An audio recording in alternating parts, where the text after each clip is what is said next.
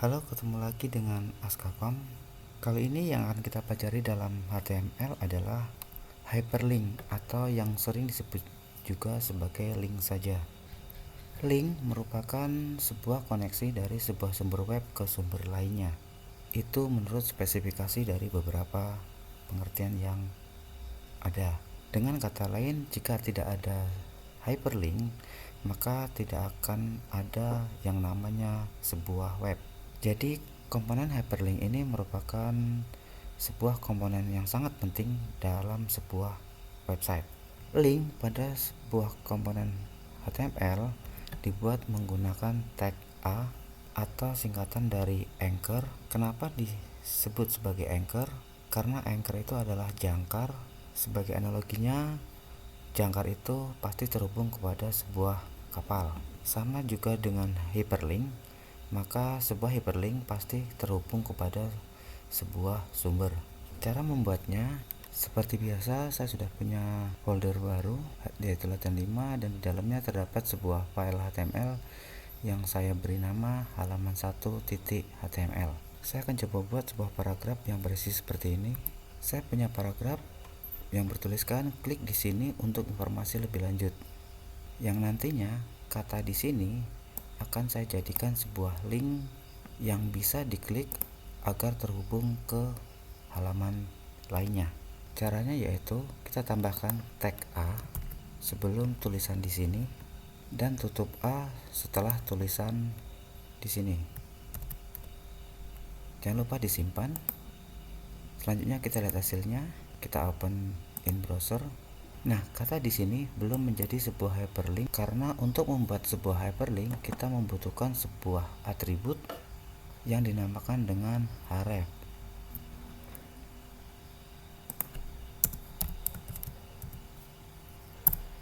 Nah, yang bisa kita tuliskan di dalam href ini ada beberapa jenis yang dapat digunakan. Kalau kita lihat di slide-nya, yang pertama adalah external link atau link ke website lain. Kita coba, misalkan kita akan terhubung ke Google.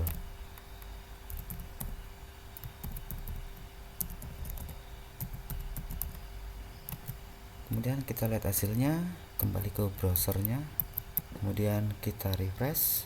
Nah, kalau kita perhatikan untuk linknya, dia akan berubah stylenya. Warna link akan berubah menjadi biru dan ungu. Artinya ketika dia berwarna biru, artinya kita belum pernah mengunjungi link tersebut dari halaman ini. Dan jika dia berwarna ungu, maka artinya kita sudah pernah mengunjungi link tersebut dari halaman yang kita buka saat ini. Saya coba klik. Kalau dia terhubung ke internet, maka dia akan masuk ke halaman google.com. Itu yang pertama, kita bisa menggunakan href ini dengan external link. Perlu diingat, jangan lupa untuk menuliskan protokolnya, yaitu http://2 kali. Selanjutnya, yang kedua, kita bisa menyimpan internal link atau website lain yang berada di dalam domain kita atau satu website dari domain yang kita buat. Misalkan saya membuat halaman lain, contohnya adalah siswa.html, atau saya membuat sebuah folder baru. Di dalam folder admin ini terdapat file yang namanya index.html. Kita coba buat satu file lagi di dalam sublime text. Kita beri namanya halaman2.html. Isinya seperti ini. Jangan lupa kita simpan. Kemudian kita buka kembali file halaman1.html. Nah, kemudian akan saya ganti untuk hrefnya menjadi halaman2.html. Kita tidak perlu menuliskan http karena halaman 2 ini berada pada satu folder dengan halaman 1. Jangan lupa kita simpan. Selanjutnya kita lihat hasilnya. Refresh. Saya klik di sini, maka dia akan pindah ke halaman 2. Untuk kembali ke halaman 1, maka kita harus merubah halaman keduanya. Kita harus menambahkan tag A lagi di bawah halaman paragraf ini. Seperti ini ya. Kita tambahkan href halaman 1.html. Jangan lupa disimpan. Kita lihat hasilnya di browser. Saya refresh. Nah, ketika saya klik tulisan kembali ke halaman 1, maka dia akan kembali ke halaman part 1 yang kita tuju. Seperti ini. Nah, jadi itu tadi penggunaan href untuk eksternal dan internal link pada HTML. Nah, selanjutnya ada yang disebut dengan yang namanya relative URL. Apa itu relative URL? Seperti ini contohnya. Saya masuk ke foldernya. Kemudian saya tambahkan sebuah folder baru di sini.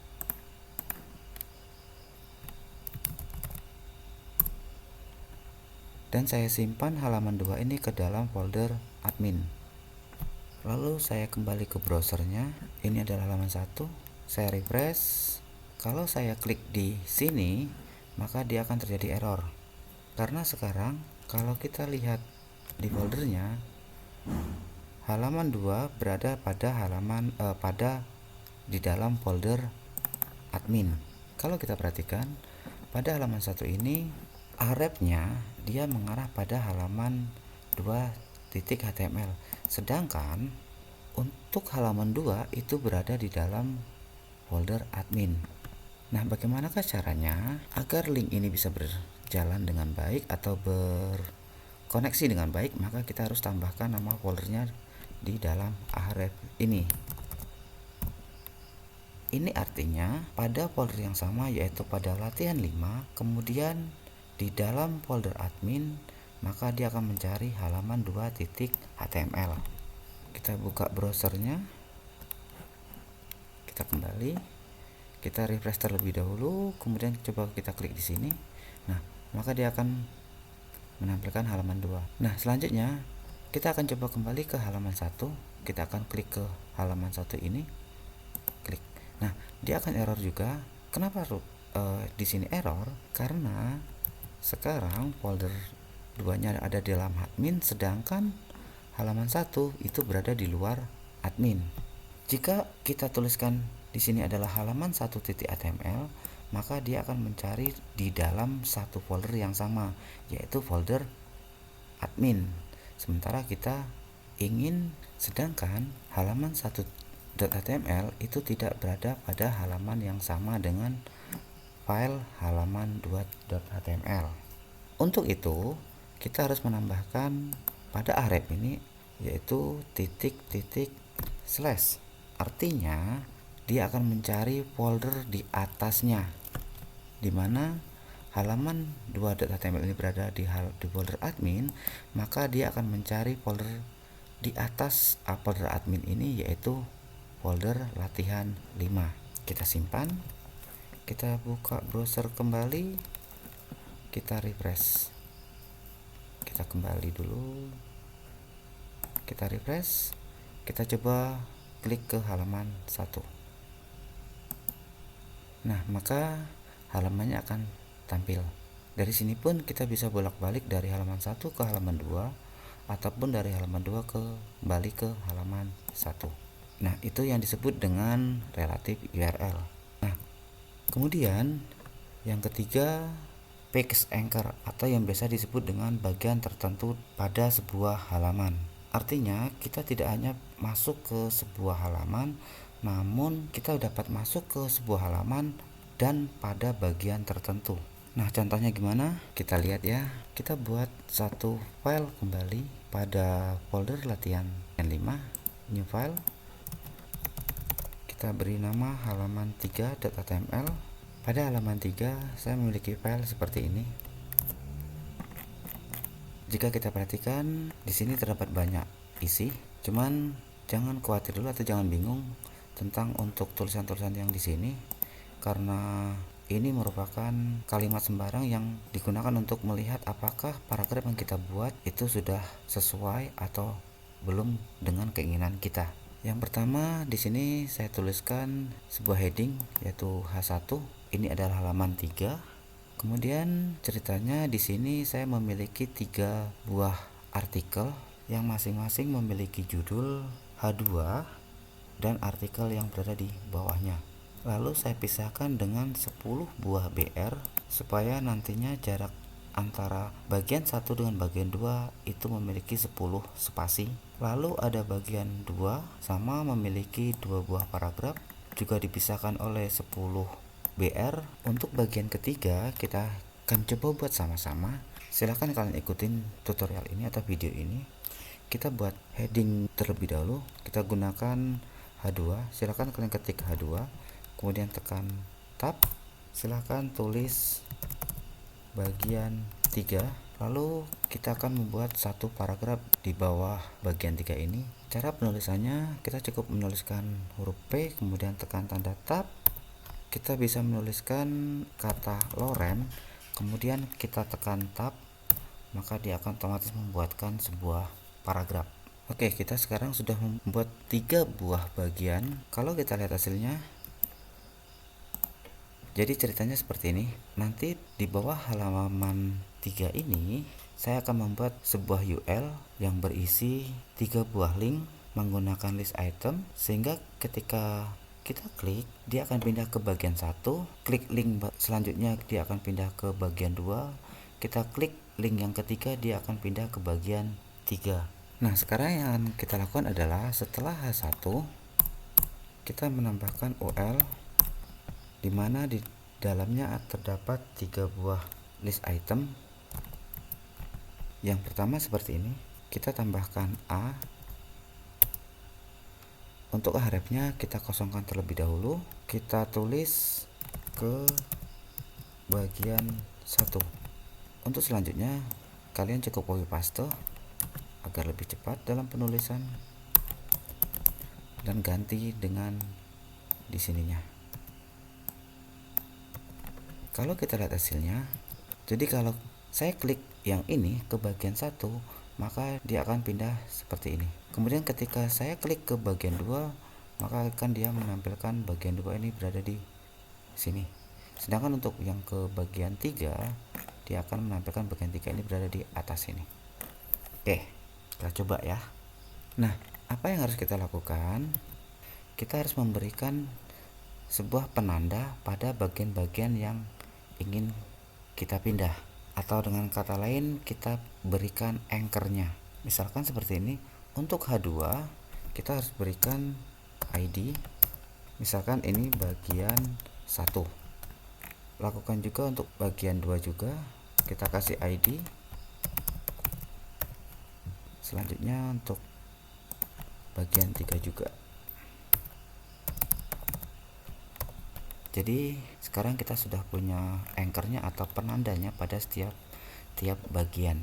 Selanjutnya kita tinggal panggil anchor atau penanda pada tiap bagian tersebut.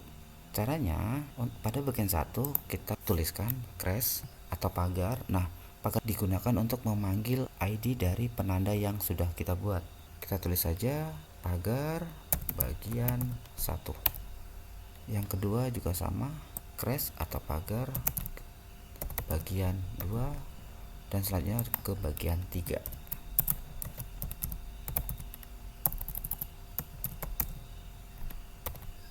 Nah, ini artinya saya akan pindah ke bagian 2 pada halaman yang sama.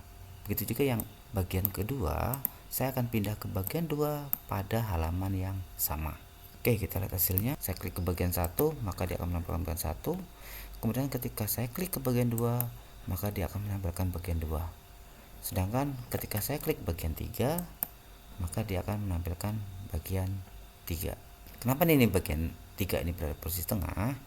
Kita lihat di codingnya, sepertinya di sini kurang untuk spasinya. Kita tambahkan ya. Kita buat 30 spasi di baris paling bawah. Oke, simpan. Kembali ke browser, kita refresh dulu. Kita coba ke bagian 2, dan terakhir kita coba ke bagian 3. Nah, ini bagian 3. Jadi seperti itu. Nah, itu tadi yang disebut dengan pick anchor. Oke, sekian dulu materi hyperlink kali ini. Kita ketemu lagi di materi selanjutnya. Terima kasih, tetap semangat belajar, semoga menambah ilmu buat kalian.